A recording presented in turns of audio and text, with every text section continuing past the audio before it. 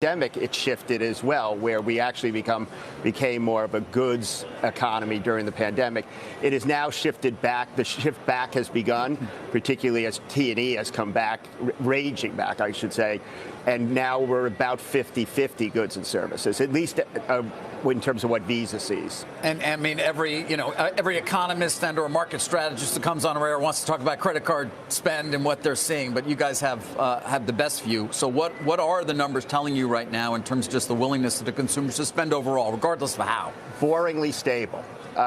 It has been incredibly stable for the better part of the last year. And we know that there's some inflation in the numbers. In some cases, people might be spending more on food and less on discretionary purchases. But in fact, they're spending the same amount, and they're spending it in the same way using their Visa card.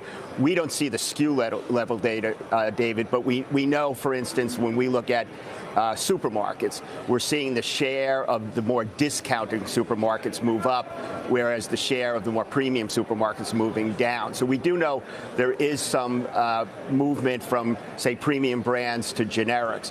But in general, I think because consumer balance sheets, particularly in the U.S., remain strong and employment levels remain strong, I happen to be in the more optimistic camp about where we are and where we'll go. So you think this can continue into 23, that we're not going to see a significant dip, and where the Fed's actions are not going to ultimately dampen demand, so to speak? We'll have to see. I think personally, if the Fed gets it right, which they may or may not, but I think employment is a key number to watch. If employment levels stay at a decent level, I think that we'll have a fairly short and fairly shallow downturn in the economy next year. But I'm watching those employment numbers in a big way, because people, if they have a job, and there's so much pent-up demand after the pandemic. I mean, what's happening in travel is incredible. Yeah. Although out near you in Silicon Valley, the jobs do seem to be